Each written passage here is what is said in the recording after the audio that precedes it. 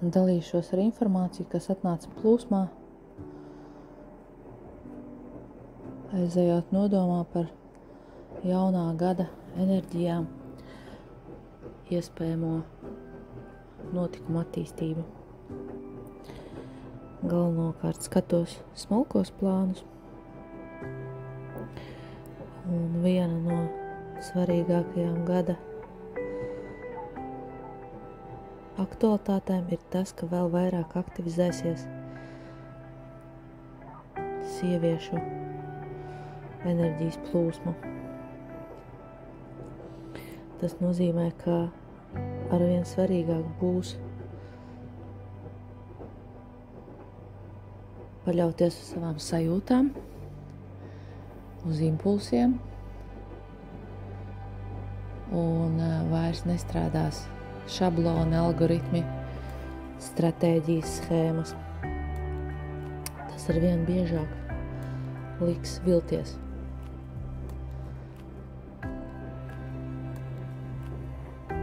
Tāpat arī būs iespēja saslēgties ar saviem dzimtas spārniem, kas var palīdzēt sajusties vieglāk un tikt pāri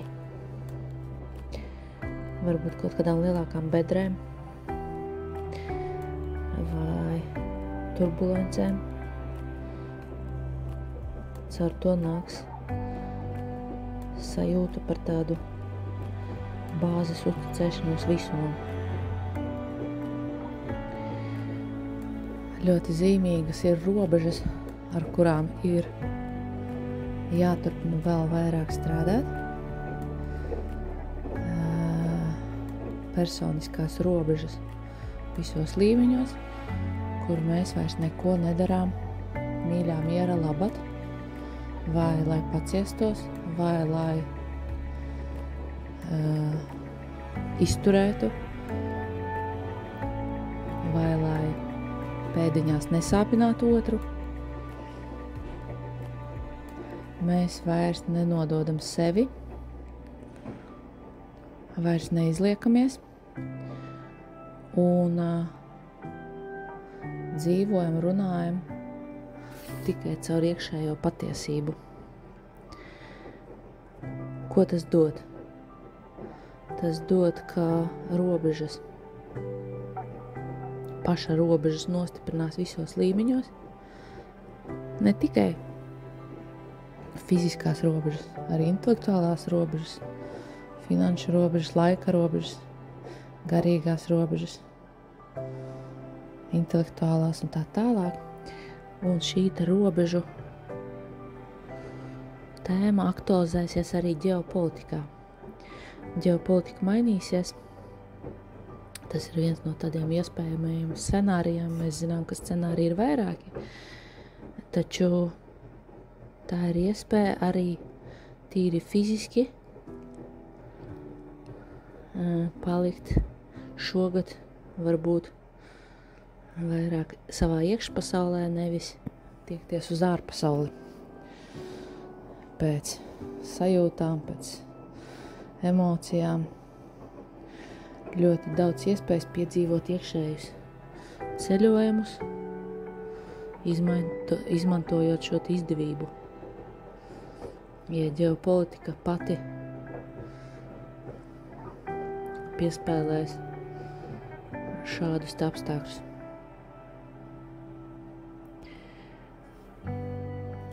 Protams, tie cilvēki, kas ir iepriekš praktizējuši, pētījuši, transformējuši, attīstījušies, viņi šajā gadā sajutīs augļus. Viņi beidzot sapratīs, kā tas ir, kad tu esi vienā dimensijā, ja, piemēram, kāds cits paziņa ir citā dimensijā. Tā ir kā notikumi ir vieni tie paši, teiksim, krusa un vētra un vēl kaut kas tam līdzīgs uznāk visiem vienādi, bet sajūtas katram atšķirīgas. Viens jūg prātā un ir šokēts un izmisis un vaimanā. cits sajūtas, ka tā kā tādā kokonā, kas pilns ar gaismu, ar maigumu, ar iespēju justies pārsteidzoši omulīgi.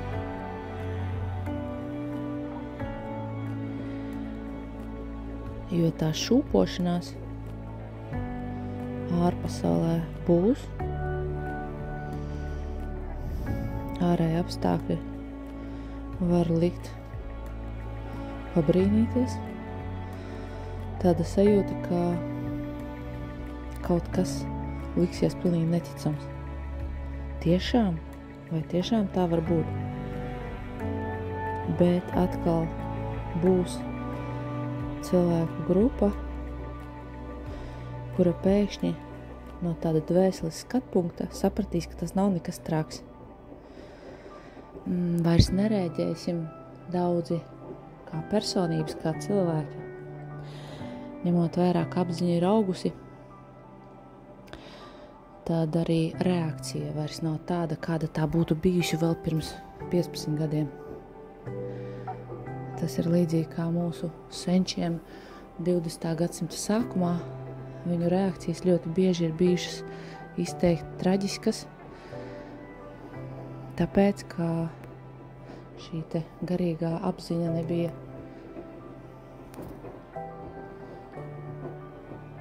augsti, varbūt vēl tiekusies. Tā bija mazliet primitīvākā, instinktīvākā līmenī.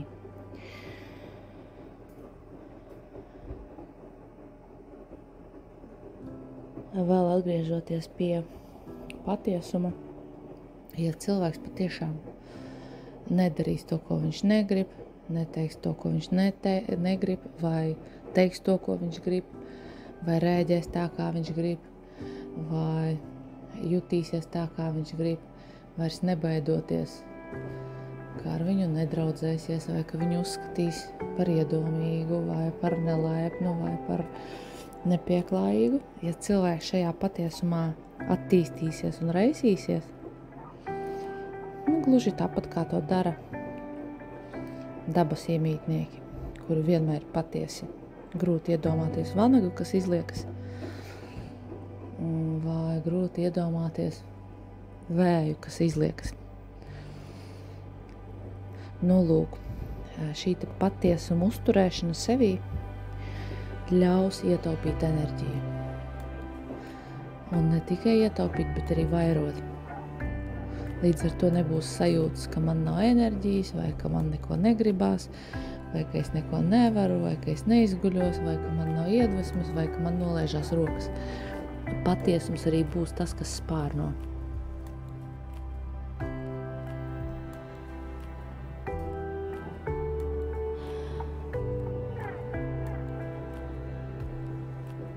Jā, liels darbs ar bailēm,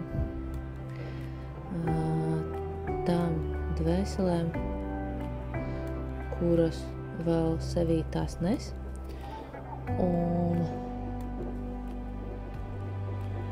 vērošana no malas tām dvēselēm, kas jau lielu daļu baiļu no sevis ir iztīrījušas. Gan kolektīvo baiļu, gan dzimtes baiļu, gan inkarnāciju baiļu. Viņiem tas viss būs ārkārtīgi interesanti no vērotāja pozīcijas. Un visāda veida programmas, kas var celties, mēs nomirsim, vai mēs netiksim galā, vai nekas nebūs tā kā bijis, kur lai pārvācas, kā lai nodrošinās, kā lai savāc somu, kā lai izpēr griķus. Visi šitie varianti būs raksturīgi tikai tiem cilvēkiem, kas apziņu vēl nav mācējuši pacelt augstāk. Bet vēl var pagūt. Ieslēgt tā saucamo ārējo vērotāju, kas to visu skatās no malas. Re, kur ir cilvēks ar funkcijām, ar statusiem, un es viņu vēroju.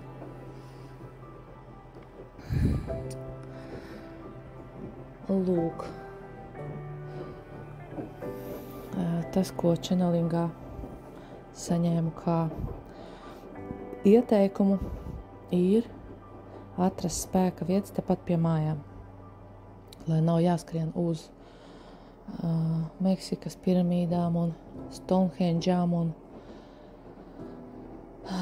Ēģiptes sakrālajiem punktiem, kas ir absolūti burvīgi.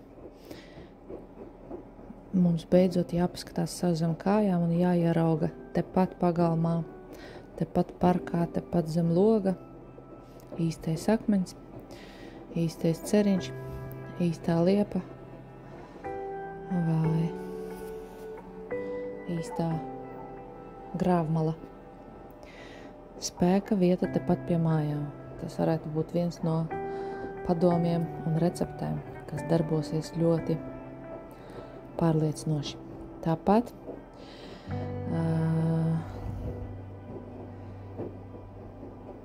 tika daudz dotas informācijas par ūdens stihiju. Tas, protams, sasaucās ar sieviešu enerģiju, kas aktivizēsies, un ūdens ir viena no spēcīgākajām stihijām, kas attiec uz sievišķo dabu. No vienas puses ūdens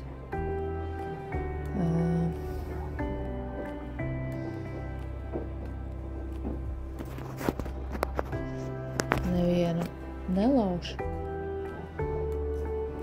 nesitās pret aizvērtām durvīm. No otras puses ūdens vienmēr panāk savu. Ūdens tik un tā nokļūst līdz savam gala mērķim. Tāpēc šeit ūdens stihijai jāsaredz tumšā ēna, kas visticamāk aktivizēsies. Šī postošā, iznīcinošā daba, kur būs arī zaudējumi. Un tā saucamā zelta ēna, kuru mēs ūdens stihijā varam gūt resursu, kuru mēs ūdens stihijā varam dziedināties, izmantot šo stihiju sev par labu, miedarboties ar to. Ļoti vienkāršos veidos, gan vienkārši stāvot dušā un iztēlojoties, kā ūdens noskalo lieko, gan ūdens procedūras dabā, dažādas, gan ūdens glāzes uzlādēšana ar savu vēlamiem vārdiem un afirmācijām, gan rasas peldes, gan ļaušanās siltajam vasaras lietutiņam un tā tālāk un tā joprojām. Iet ūdens stihijā, sadraudzēties, iedvesmoties, mācīties no tā, kā meža strautiņš rit uz priekšu. Tātad fokusēties uz ūdens šo te dziedinošo spēku, nevis uz to spēku, kas var diezgan nopietni iznīcināt. Tāpat tika lūgts nodot ziņu, ka iziešana no duālisma kļūst bez maz vai prioritāte. Tas nozīmē, ka ir skaidrs, ka nav tur kaut kas pareizi un nepareizi. To mēs esam ielāgojuši, bet te mēs ejam vēl tālāk. Pat ja mēs skatāmies uz kaut kādiem spēkiem, nav labo spēku, pat ja mēs viņus skatītu kā baltos, tumšos un pelēkos, neviens no tiem nav labāks. Neviens no tiem nav tāds, no kā būtu kareivīgi jāsargājas. Ja mēs gribam ieiet patiesumā, beznosacījuma pieņemšanā, beznosacījuma mīlestībā, tad mēs atveramies visam, kas ap mums ir. Tostarp pēdiņās ļaunajam vai atkal pēdiņās neattīstītajam, vai atkal pēdiņās, teiksim, sautīgajam. Katrs ir savā attīstības līmenī, katrs dara šobrīd labāko, ko var, katram ir savi uzdevumi, un arī mums ir savi uzdevumi, tieši tamdēļ mēs nonākam konkrētajā vietā ar konkrētajiem cilvēkiem, konkrētu notikumu ielenkumā, un viss ir saskaņā ar mums. Tā kā vairs nevērtējam, vairs nesakām, ar baltiem es draudzējos, no tumšajiem es izvairos. Tas nenozīmē, ka mēs skrienam pakaļ kaut kādām šādām struktūrām, un tomēr mēs viņiem dodam vietu būt. Un tas, ko mēs varam darīt, mēs varam viņus iedvesmot ar savu atvērto sirdi, un mēs viņus varam iedvesmot ar savu iekšējo gaismu, ar savu baltumu. Tas ir arī svarīgi, ko jums gribēju nodot. Un papildinot domu par beznosacījumu mīlestību, šeit nevajadzētu pārprast. Beznosacījuma mīlestība nav, kad tu esi balts un pūkains un visus glaudi pa spalvai un ļauj pārkāpt savas robežas un ļauj cilvēkam liekuļot vai ļauj viņam tavu acu priekšā izspēlēt savus slimos patērnus vai piedalies viņa manipulāciju spēlītēs. Tas kā reiz nozīmē rēģēt uz otra cilvēka uzvedību vai vārdiem pa īstam.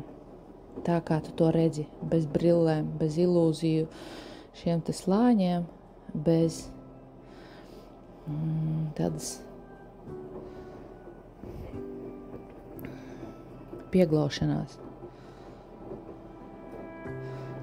Ja tu redzi, ka viņš manipulē, tu skaidri viņam to norādi. Ja tu redzi, ka viņš izliekas, tu arī vari likt viņam manīt. Ja tu redzi, ka viņš grib, lai tu spēlē viņa spēlītes, tu pasaki, ka tev tas neder un tu tajā nepiedalies. Un tā, kā reiz būs beznosacījuma mīlestība, likt varbūt cilvēkam beidzot saprast, ka tā kā viņš ir varējis iemanīties līdz šim, vairs cauri neies. Tā ir īsta mīlestība. Nevis kārtējā reize viņu paglaudīt, aplaizīt, savu krupi norīt un iegrūst viņu vēl dziļāk viņa traumā vai viņa uzvedības modelī, kas izkropļo viņa realitāti. Un visbeidzot, šis ir izrāviena gads. Izrāviens var būt uz jebkuru pusi. Kādam tas ir kvantu lēciens, kādam tas ir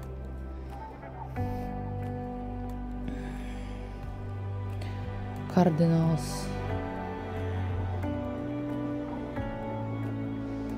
dzīves pagrieziens, kurā no veco apziņu līmeņiem varētu šķist, ka ir traģēdija, vai ka ir drāma, vai ir auzas. Cilvēkiem tiks dota iespēja transformēties, un būtībā jo vairāk mēs praktizēsim, jo mīkstākas būs šīs pārējas, jo mīkstāki būs turbulences radīti šie efekti. Jā, der atcerēties lidmašīnas salonu, kurā uz šo kratīšanos katrs rēģē pa savam. Stjuarte turpina nest šampanieša glāzi, kāda sieviete raut un met krustus, kāds vīrietis turpina lasīt avīzi, un kāds turpat vebj. Arvien vairāk mēs jutīsim atšķirību starp mūsu garīgo gatavību piedzīvot kaut ko citu, kaut ko vairāk, nevis tikai kā fiziski cilvēki.